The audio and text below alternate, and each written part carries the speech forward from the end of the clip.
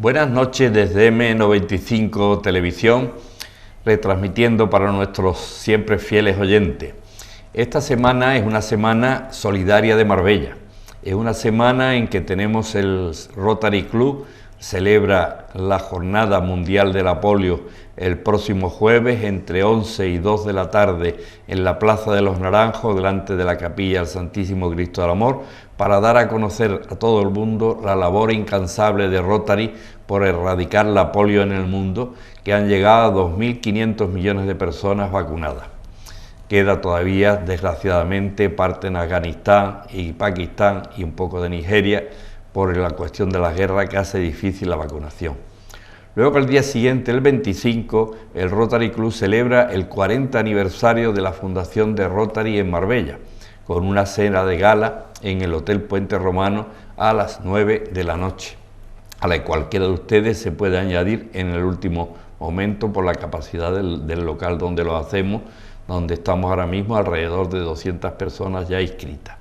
Y al día siguiente, pues son los Caballeros de la Orden de San Lázaro, que han elegido un año más Marbella para nombrar a 26 caballeros y señoras que van a ser nombrados Caballeros de la Orden y Damas de la Orden de San Lázaro, en la Iglesia de la Encarnación, después de misa de 8 y luego, como no, la cena benéfica en el Hotel Los Monteros con la entrega de diplomas correspondientes.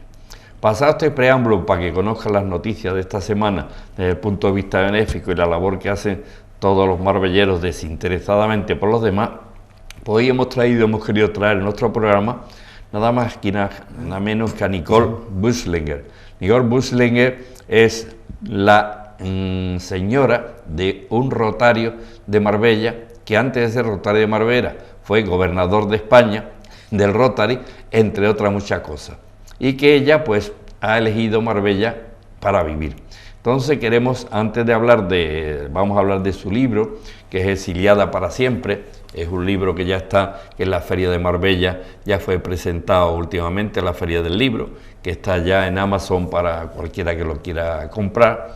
Y vamos a presentarla sabiendo a que nos diga su vivencia, primero saber un poco el currículum para poder llegar a escribir un libro de Exiliada para siempre, con muchos países haciéndole un poco de sus vivencias. Vamos a conocer de ella cuál es tu vida, queremos ver un poco de tu vida. Nicole, bienvenida. Muchísimas gracias, Antonio. Bueno, mi vida tampoco es tan interesante si no fuera por las vivencias y las experiencias personales que tuve al vivir en ciertos países donde ha habido siempre una presión asfixiante de regímenes o filocomunistas o excluyentes.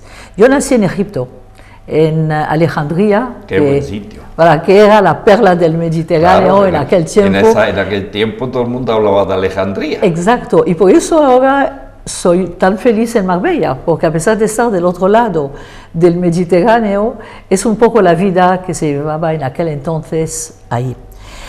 Nací en Egipto, pero mi familia se estableció allí desde hacía varias generaciones, porque siempre la libertad para nosotros ha sido el bien más preciado.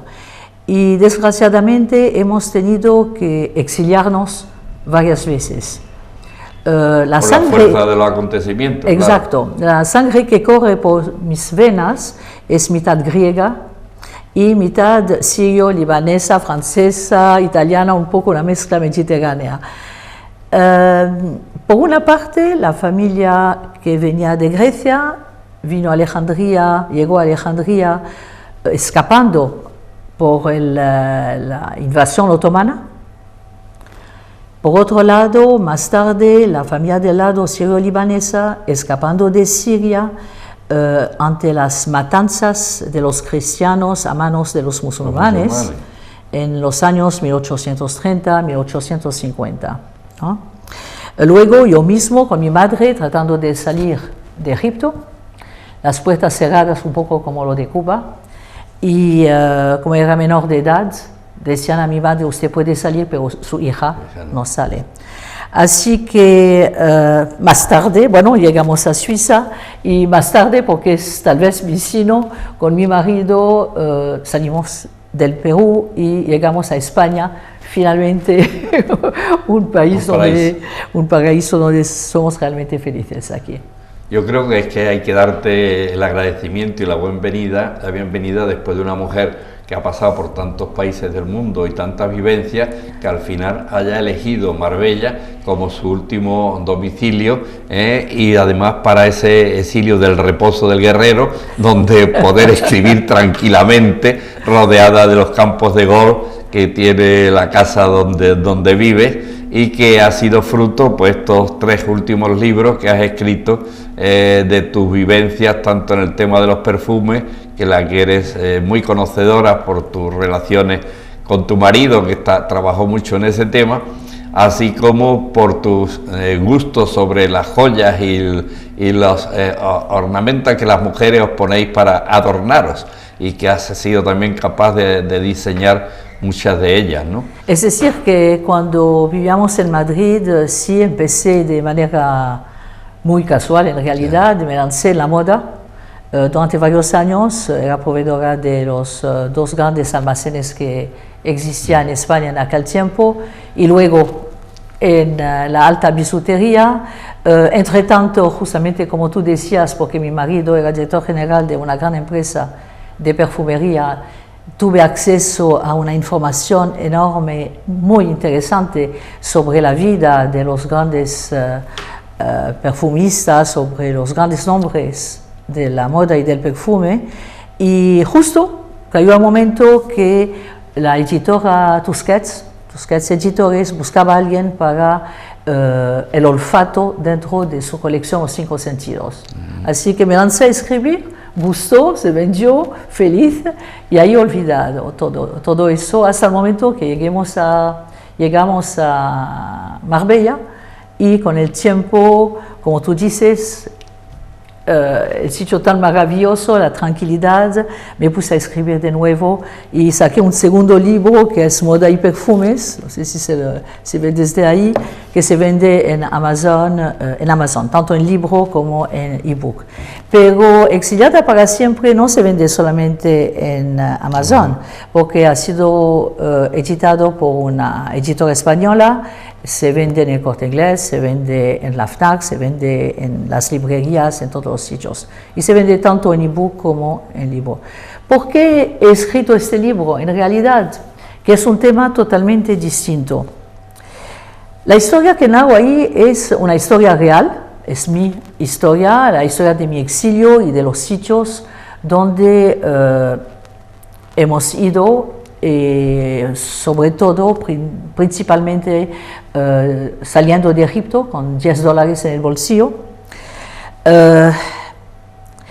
dejando atrás no solamente nuestros bienes, pero todas mis vivencias, mis sentimientos, en una palabra, mi juventud. Una palabra, mi juventud. Describo esos países maravillosos, la vida de la gente, las reacciones de la gente cuando hay un cambio brutal de gobierno, que te cambia brutalmente también a ti tu vida, tus esperanzas, tu manera de ver, de concebir la situación y la libertad que se te escapa. Cuento, por ejemplo, como a los 6 años, acompañando a mis padres al Cairo, nos sorprendió el principio de la revolución, hablo de la revolución en Egipto, y me encontré sola, sentada en un tren, viendo a mi padre desesperado, buscando a mi madre que había sido llevada contra su voluntad por la turba enfurecida, y oír el silbato de ese tren que se iba contigo sola. Y yo sola ahí con las lágrimas que se me caían. Bueno, hablo de vivencias realmente bastante. Claro. Pero tal vez mi vida no tendría ningún interés porque, al fin y al cabo, yo creo que todo el mundo tenemos una historia de vida interesante. Pero si no fuera por la situación en la que nos encontramos un poco ahora en Europa desde algún tiempo, de esta inmigración exponencial, que me asusta. Y me asusta porque hace algunos años escribí un relato solamente para la familia, para los hijos que nacieron en España, se sienten españoles pero no saben de dónde vienen, a fin y al cabo, entre el padre suizo y la madre mediterránea, y escribí un poco la historia de la familia. Y cuando empezaron todas estas olas hacia Europa, y Europa que abría tanto las puertas de nuestros países, empecé a angustiarme, porque me recordé algunos de los capítulos que había escrito, y Antonio, tú sabes, la historia se repite, y la gente no quiere mirar hacia atrás.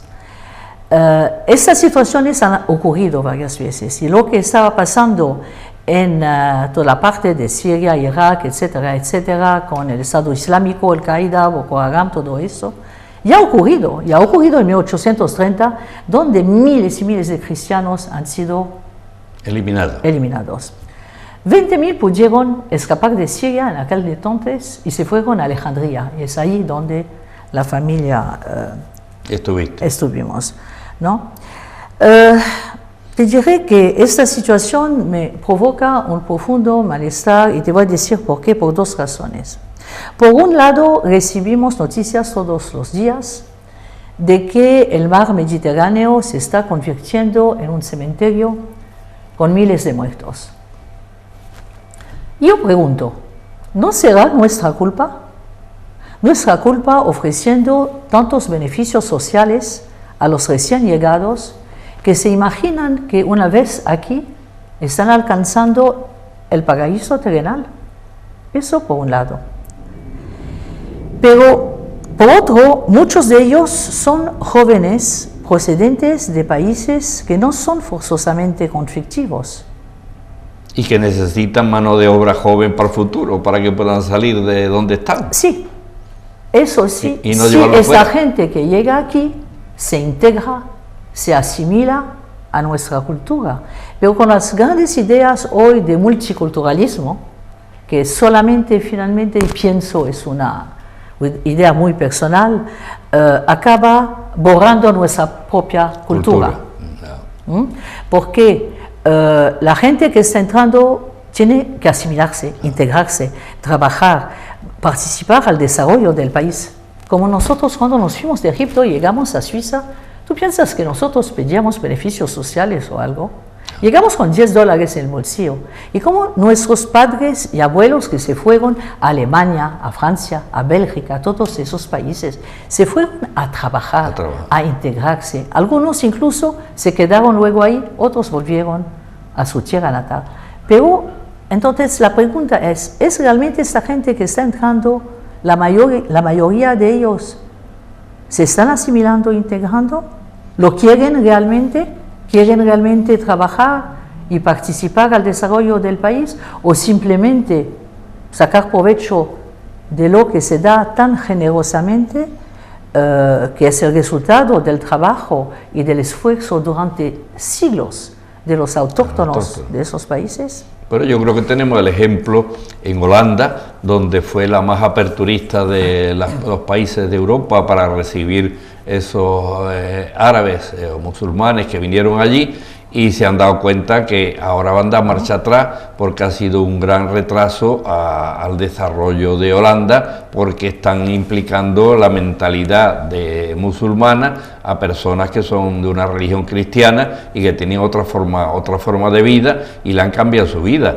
Yo creo que hay que predicar con el ejemplo del presidente de Australia, de Oceanía, como allí dice, sí, que venga todo el que quiera, pero el que venga con las puertas abiertas, pero tiene que aceptar las reglas del juego del país a donde va y las costumbres del país a donde va, para que no desaparezcan nuestras costumbres, nuestros símbolos, nuestra forma de vivir, y no se note, se van integrando. Y bueno, pues uno más que viene a la casa, ¿no? Como le das de comer a alguien que viene a la casa, pues va cumpliendo todo lo que pasa en la casa y se adapta a la casa, como ha pasado siempre en las ayudas que hemos prestado a uno y otro. Pero no venir a tu casa y querer cambiarte toda tu cultura y todas tus costumbres con el tema del multiculturalismo y puñeta frita, que lo principal es la nación y el sitio donde has vivido, y que ha costado siglos el estar donde estamos y las vivencias que tenemos, para que ahora venga una dominación a través de las barcas en vez de a través de la guerra, donde se esté con los vientres cambiando el número de personas de los países y metiendo su forma de vivir y quitándonos nuestras costumbres y nuestra cultura, ¿no? Pero eso porque lo estamos permitiendo. Sí, y ahí está la pregunta, ¿por qué nuestros gobiernos aceptan, después de que nuestra civilización occidental ha luchado durante siglos por la defensa de la libertad, por los derechos fundamentales, por la igualdad entre hombres y mujeres, ¿por qué nuestros gobiernos no toman medidas para contrarrestar la imposición, porque es la imposición de medidas medievales? Sí, sí. Nos estamos nosotros adaptando a ellos, en lugar que los que entran, como tú acabas de decir, se adapten a nuestras costumbres. Hay muchos colegios en Europa, ahora muchos países de Europa, donde en los colegios, en las cárceles y otros entes públicos pagados por todos los nacionales, donde no se puede comer cerdo, por ejemplo. Hay piscinas en Francia, piscinas públicas, donde hay horas para las mujeres y horas para los hombres. ¿Entiendes? La libertad va para atrás. O sea, todo lo que está ganado la libertad vamos para atrás. O sea, si fuera a progresar, pero es al revés. Voilà, si vamos, como tú dices, vamos para la Edad Media en vez de... Exacto. Y luego tenemos barrios enteros donde la policía nuestra ni siquiera se atreve a entrar. Claro. Hay países, no quiero nombrar, donde los barrios periféricos, hay sitios donde hay carteles. Usted está entrando en una tierra de la Sharia. Es decir, ¿eso qué es? Es que es muy, muy grave, y lo que es más grave, no solamente los gobiernos no toman medidas porque no quieren, porque tienen miedo que se diga es un racista, fascista, etcétera, etcétera, pero también los medios informativos se callan, y se callan también ante, por ejemplo, las innumerables iglesias y cementerios en toda Europa que son objetos de actos vandálicos, incendios, defecaciones, etc. Solamente en Francia, en 2018, según una web alemana, decían que hubo algo como 1060 iglesias que han sido atacadas durante el 2018 en Francia. Nadie habla de eso. Nadie habla de eso. Entonces, ves, Antonio, yo... ¿Has pasado por todos esos países? He pasado por todos esos países. Sé que no es una cuestión ni siquiera de mentalidad, sí. Es una cuestión de cultura, es una cuestión... Porque para nosotros la religión es algo interno, es algo cada uno va a lo suyo, decide lo que quiera y hace, pero tenemos leyes laicas, pero en la religión musulmana la ley es el Corán. Sí, es la religión. Sí, se impone una ley religiosa a es la ley religiosa, laica, sí. Y tienes que adaptarte a ella. Y por eso, una vez hablando con alguien bastante de alto nivel, yo decía, pero bien, pero también hay muchos musulmanes que son demócratas. Y me contestó, si uno es verdaderamente musulmán, no puede ser demócrata. Porque hay una sola ley, y es la ley de Allah, no es la ley de los hombres. Y ahí tú ves el gap, el abismo que existe entre nuestras culturas. Por eso decía que hay ciertas culturas donde no puede integrarse con otras, sí, ¿no? Porque se lo prohíbe su religión. Exacto, claro. Exacto. Entonces yo quise, a través de mi libro, no hablo de eso porque todo es un poco político, pero no es un libro político en absoluto, es la historia de mi vida, pero a través de mis experiencias personales llego a ciertas conclusiones que me asustan y donde... Porque tú también has vivido, lógicamente, en Hispanoamérica, cuando estuviste en Perú, no solo Perú, sino ya haría viajes a todos los países limítrofes, los años que estuviste en aquella zona, y pudiste ver de primera mano pues el país los que tenían dictadura y los que tenían democracia, cómo vivían unos y cómo vivían otros, ¿no? Y países que eran maravillosos, extraordinarios, y la decadencia de ciertos países ahora que están en manos de las mafias de droga, de gobiernos extremistas, y cómo la gente tiene que reaccionar y tratar de ir adelante, y cómo un grupo de gente puede estropear tu vida para siempre. Así que quizá a través de este libro, si quieres un poco hacer partícipe a la gente de lo que nos puede venir encima, de lo que es la libertad, que es lo más importante. Que tenemos cada uno, de respetar a todos y no prohibir. No prohibir, ¿no? Respetar a cada uno su cultura, en su casa, en sus costumbres, en sus temas, pero no la imposición de ninguna otra cultura a un país que tiene toda la antigüedad que tiene España, ¿no? España con la cultura que tiene, la historia que tiene, es una maravilla. Nosotros vivimos aquí ahora desde hace más de 40 años, es un país interesantísimo, con una historia, una cultura que hay que preservar. Hay que preservar, hay que ser orgullosos de ser español. Además, mi marido se hizo español, o mis hijos, a pesar de tener pasaporte suizo, cuando alguien les pregunta, ¿tú qué eres? Dicen, soy español. Yo digo, ¿oh, eres español? Sí, pero se sienten muy español y muy orgullosos de serlo. Y además vienen muy a menudo aquí porque... Y me ha dicho un pajarito que también este sábado uno de tus hijos se hace caballero de la Orden de San Lázaro y viene a hacerse aquí a Marbella, a hacerse caballero. Esta orden, como todos sabemos, es una orden internacional donde están todos los países, donde la única religión es la cristiana, o sea que lo mismo puede ser ortodoxo, que puede ser cristianos, protestantes o católicos, los que pertenezcan a esta orden, porque es una orden ecuménica. Y ha elegido pues venir a hacerse caballero aquí en Marbella. Sí, muy orgulloso de serlo. Llegará el viernes y muy orgulloso. Él es católico, como yo y mis hijos, y siente que con los años que pasan se da cuenta de ciertas cosas y que hay que defender la cristiandad. Y que hay que dar la cara.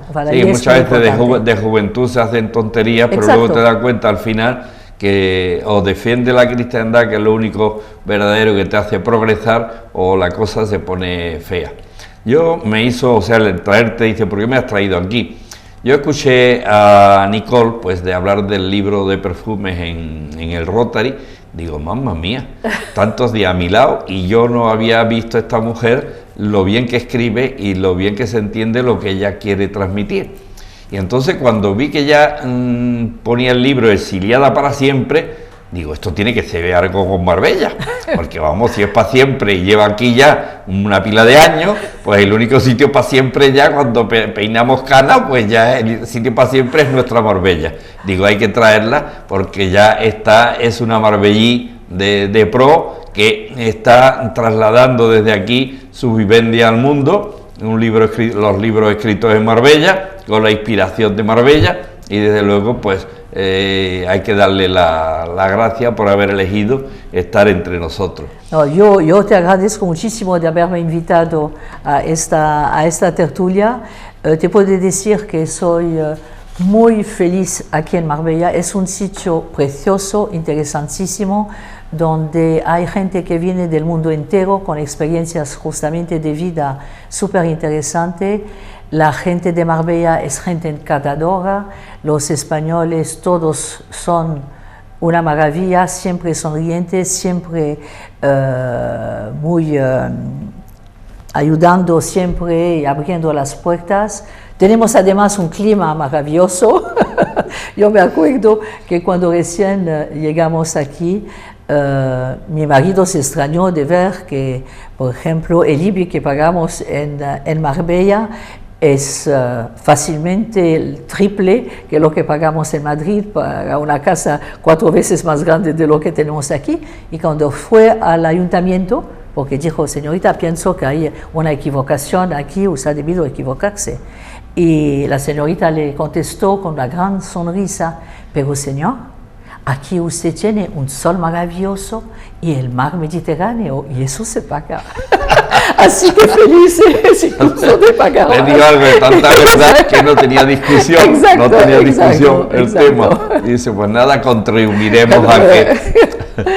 Y es lo que yo digo, en una ciudad, donde es una ciudad muy diseminada, donde la construcción está muy repartida, y no es una ciudad estilo Shanghái de edificios altos, aglomerados y uno encima de otro, pues en Shanghái, como son tanta gente, pues tocan a poco el impuesto, pero una ciudad estilo Marbella, que tiene los 28 kilómetros de costa y donde pues hay que cuidar de un término municipal muy grande, pues entre los pocos que vivimos pues hay que mantenerlo. Claro que sí, con mucha honra y mucho placer además. Pues muchas gracias, Nicole, por haber aceptado venir a mi programa y haber transmitido a todos tus vivencias. Y si quieren saber más del libro, pues ya sabes, tienen que comprar Exiliada para siempre. No va a ser que ella nos diga todo lo que dice el libro en una entrevista de apenas media hora, no. Sino hemos visto cómo se resuelve ella hablando, cómo la pasión que le trae recordar toda su currículum de su vida y cómo quiere transmitir a todos para que no cometamos los errores que ella ha visto que han pasado en otros países por los que ha pasado ella, y como bien dice, la historia se repite. O sea, si no sabemos, se va a repetir todo, pues entonces tengamos cuidado y no cometamos los mismos errores que hemos hecho otras veces. Pues muchas gracias, Nicole, por haber venido al programa, y hasta la próxima semana, que estaremos con usted todos los miércoles a las 9 de la noche desde este programa, La Otra Cara de Marbella. Muchísimas gracias, Antonio, para mí fue un placer, y si quieres otro día hablamos del libro sobre el mundo del perfume, que es también un tema apasionante. Ese fue precioso, todos los datos en el libro de perfumes, me dio una cultura de perfumes que yo no sabía y me quedé francamente emocionado. Muchísimas gracias. Muchas gracias, hasta la próxima semana.